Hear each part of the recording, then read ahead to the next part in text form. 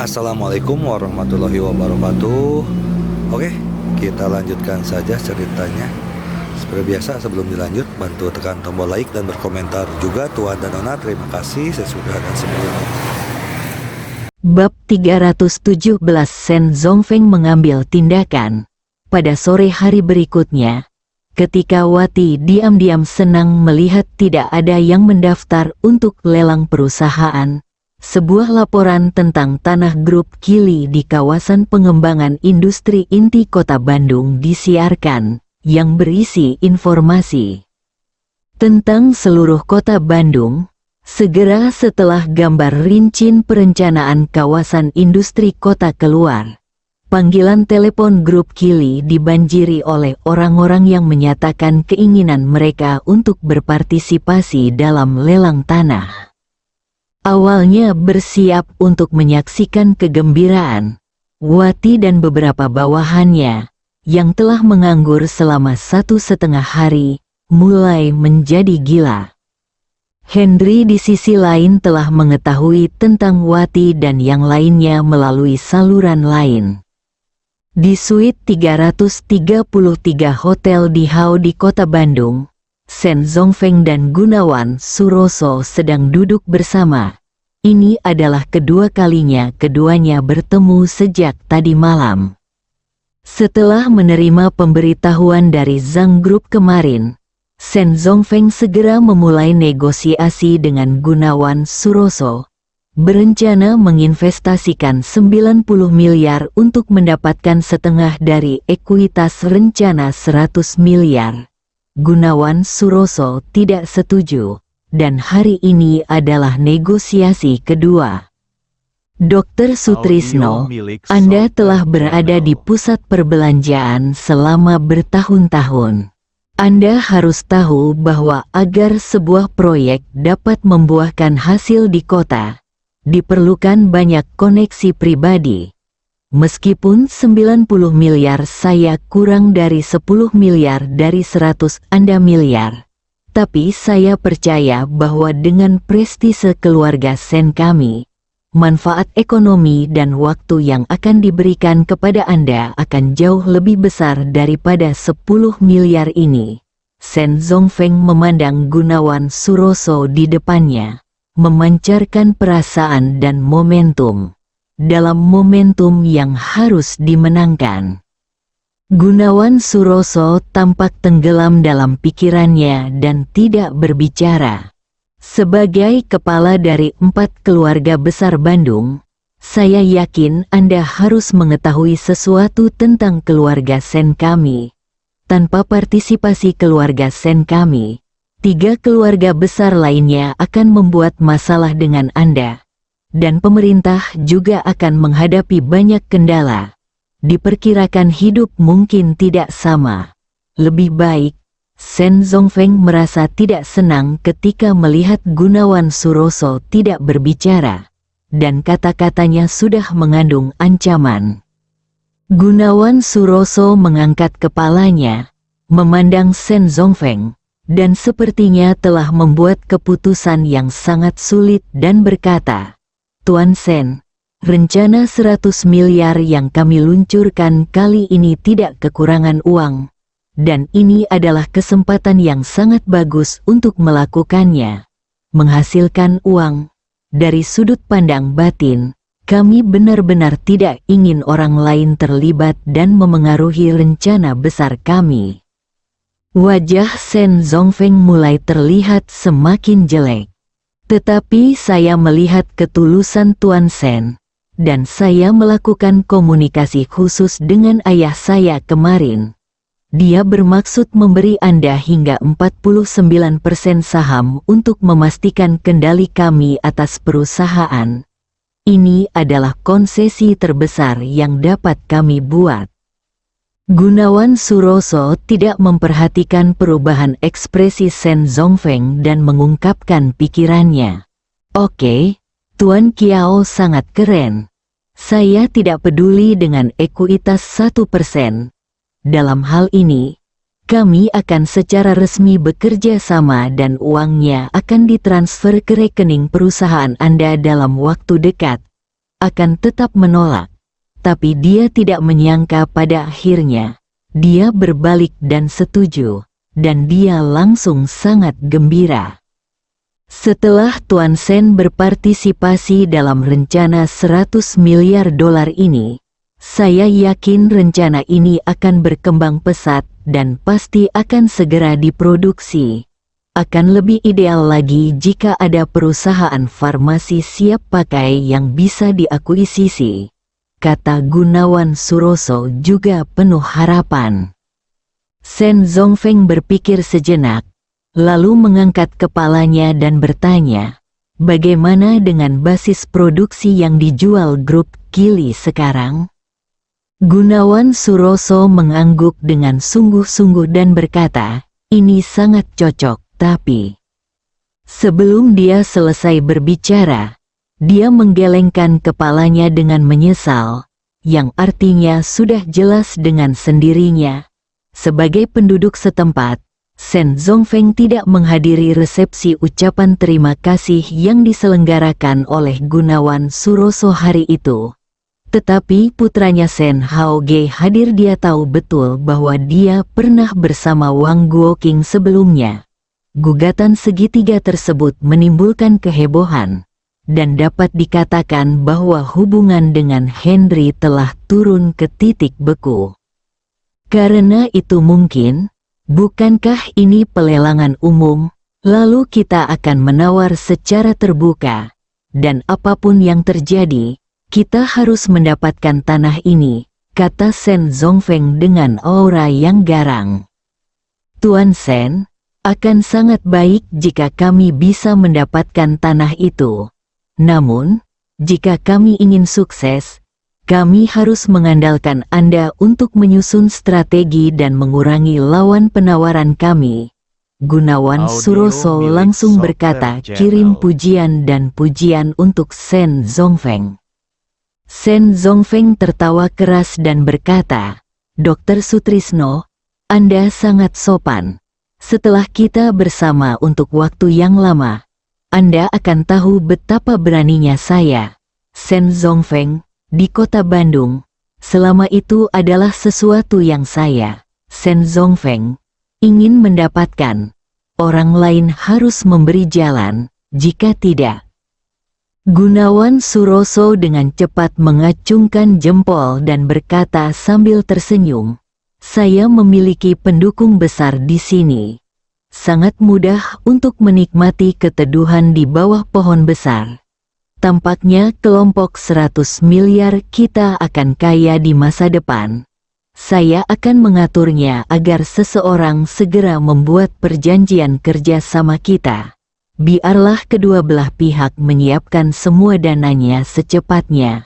Lalu mari kita bergandengan tangan untuk menciptakan dunia baru. Di akhir pidatonya, Gunawan Suroso menjadi sangat bersemangat. Tidak masalah. Saya akan mengatur seseorang untuk datang ke sini untuk bernegosiasi dengan Anda secara detail. Saya akan kembali dan mengatur penawaran sekarang. Sen Zongfeng sangat senang ketika dia mulai melakukan sesuatu segera menerapkannya. Gunawan Suroso secara pribadi mengirim Sen Zongfeng keluar hotel. Ketika dia kembali, dia mengirim pesan dan segera menghapusnya. Ketika Henry di sisi lain melihatnya, sudut mulutnya terangkat lebih lebar, dan dia terus mencibir di dalam hatinya. Wati, yang sedang sibuk mendaftar, awalnya sangat tidak sibuk. Sekarang dia merasa tidak ada cukup tenaga dan hendak mengerahkan kembali tenaga. Tiba-tiba, jumlah orang yang mendaftar mulai menurun tajam, dan telepon langsung terdiam.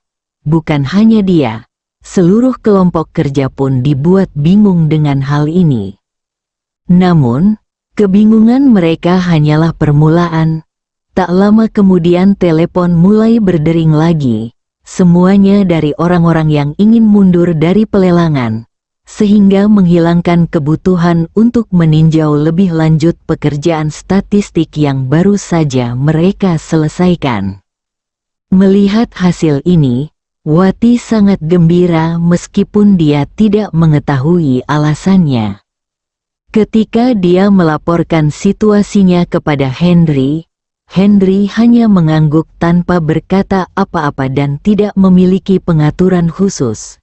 Hal ini membuat Wati merasa bingung dan penuh rasa ingin tahu. Keheningan kembali ke kamar. Henry berdiri, cahaya dingin muncul di matanya, dan berkata pada dirinya sendiri, Shen Zongfeng, saya tidak menyangka Anda berani keluar begitu berani untuk menghalangi pelelangan saya. Itu sepertinya aku harus memberimu pelajaran. Terlalu sedikit. Henry mengeluarkan ponselnya dan menelepon Guan Bitong, memintanya untuk mengumumkan atas namanya bahwa tidak akan ada harga cadangan atau batas atas untuk lelang tanah ini.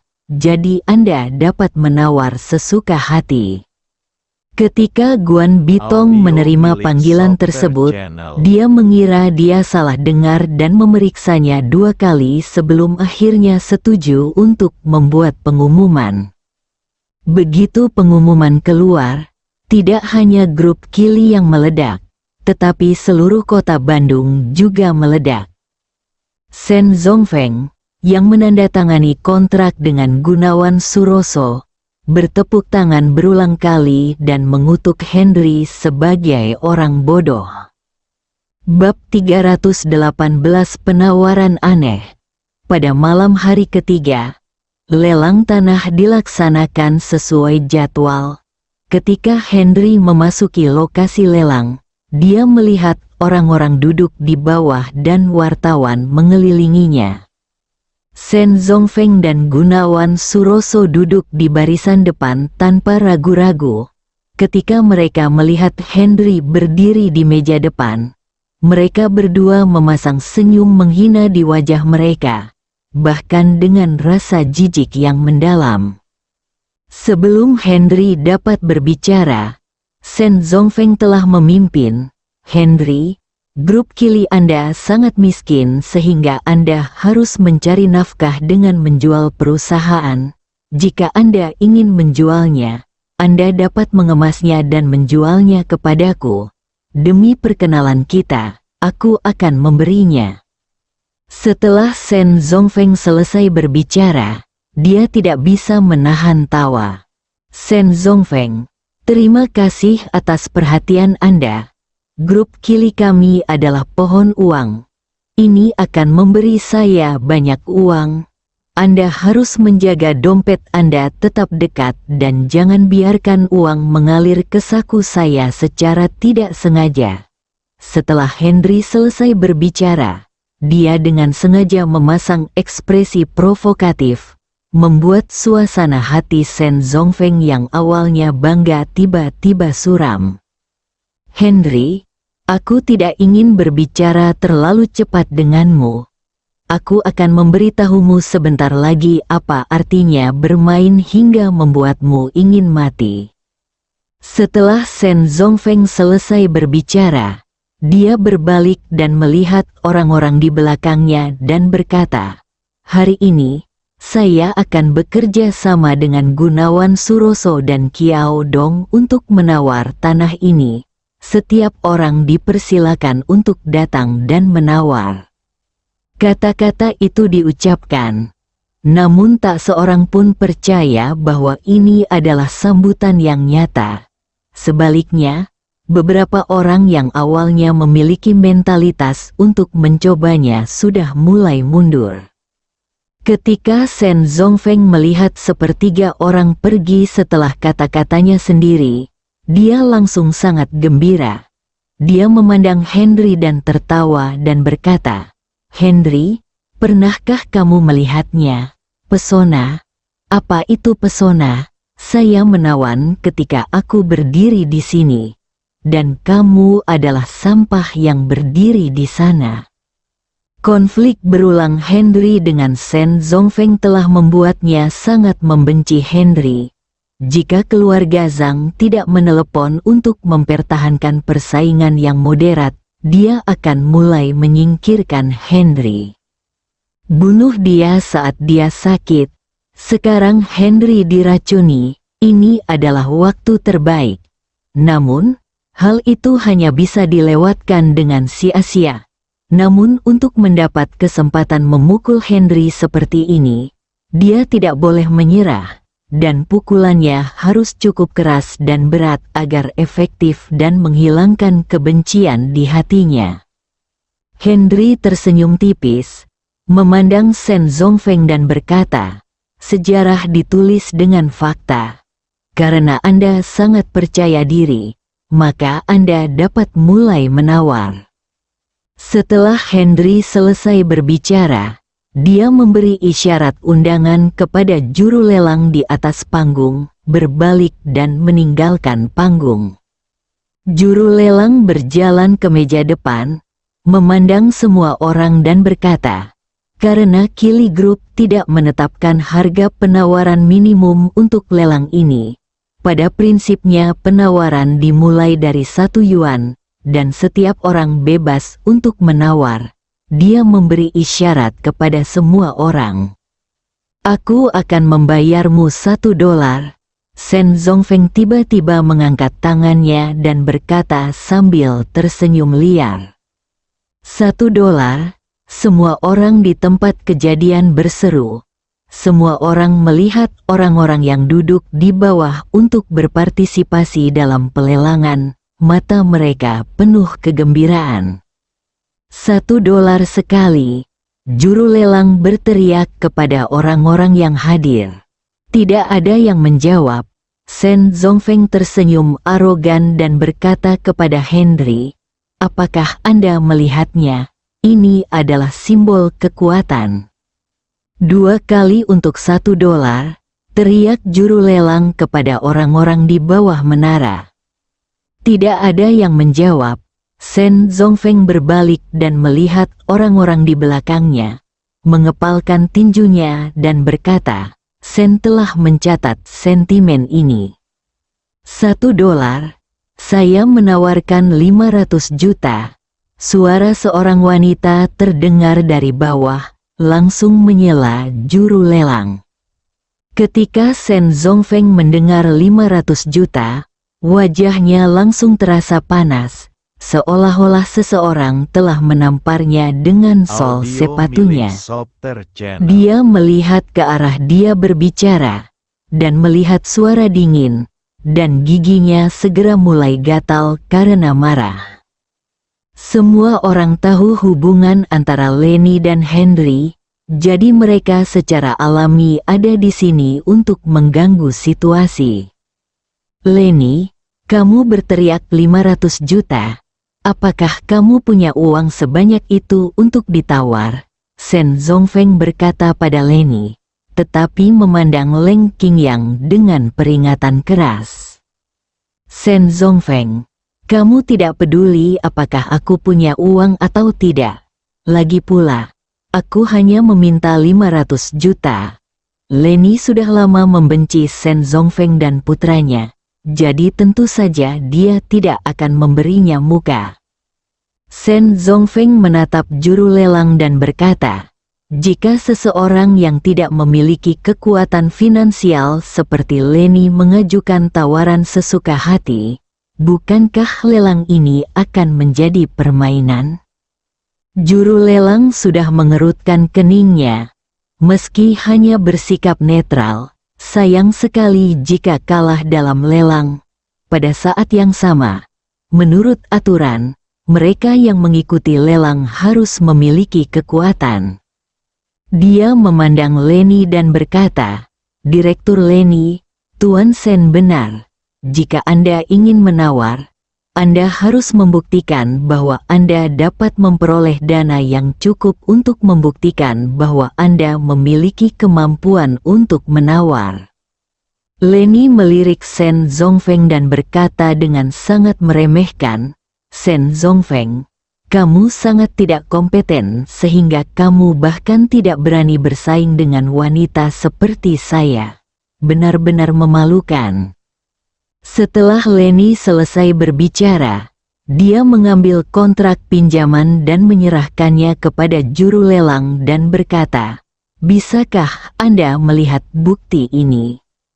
Setelah juru lelang mengambilnya, dia melihat di atasnya ada kontrak persetujuan pinjaman hipotek Leni sebesar 2 miliar untuk Mariam Feng Jewelry Plaza.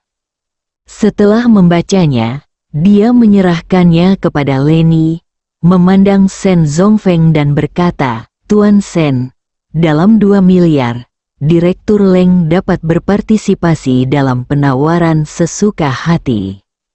Setelah Sen Zongfeng mendengar ini, dia sangat marah hingga hampir mengutuk ibunya. Awalnya dia ingin mempermalukan Henry, tapi sekarang dia mengambil tindakan dingin. "Saya akan menawarkan 4 miliar.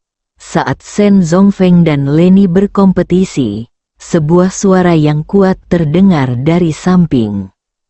Adegan yang semula sepi akibat perselisihan antara Sen Zongfeng dan Leni langsung meledak. Semua orang melihat ke arah pembicara dan menemukan bahwa itu adalah seorang pemuda yang belum pernah mereka lihat sebelumnya. "Siapa kamu?" Sen Zongfeng bertanya dengan suara dingin. "Halo Tuan Sen, saya Sen Li, ketua perusahaan farmasi Tanglin. Saya melihat Leni adalah musuh Anda, jadi saya ingin melampiaskan amarah Anda kepada Leni, jadi saya langsung meneriakkan harga 2 kali lipat. Ini pinjaman saya kontrak." Sen Li mengatakannya dengan sangat sopan. Setelah berbicara, dia membawa kontrak tersebut langsung ke juru lelang untuk ditinjau. Setelah membacanya, juru lelang mengangguk dan berkata, "Tuan Sen berhak mengajukan penawaran dalam kisaran 5 miliar. Sen Zongfeng sangat marah hingga dia hampir mengutuk ibunya. "Bajingan, Anda tidak bersaing dengan Leni. Anda jelas-jelas musuh saya." Tepat ketika dia hendak marah, Leni berkata dengan lantang kepada Sen Li, "Sen Li, jangan mengira hanya karena nama keluargamu Sen, kamu bersekongkol dengan Sen Zongfeng. Jika kamu punya nyali, teriakkan saja 5 miliar dan saya akan segera pergi. Sama sekali tidak menawar di sini." Provokasi telanjang, Tuan Sen. Dikatakan bahwa orang-orang bersaing untuk mendapatkan nafas, dan para Buddha bersaing untuk mendapatkan sebatang dupa. Hari ini, demi wajah Anda, sebagai anggota keluarga saya memutuskan untuk bertarung. 5 miliar Sen Li telah membuat banyak tekad dan berkata, Aula yang awalnya sunyi tiba-tiba mengeluarkan seruan terkejut. Semua orang memandang ketiga orang di depan mereka, bingung, dan tidak mengerti apa hubungannya, terutama karena Sen Li telah menunjukkan kebaikan kepada Sen Zongfeng dan sangat hormat. Bersambung.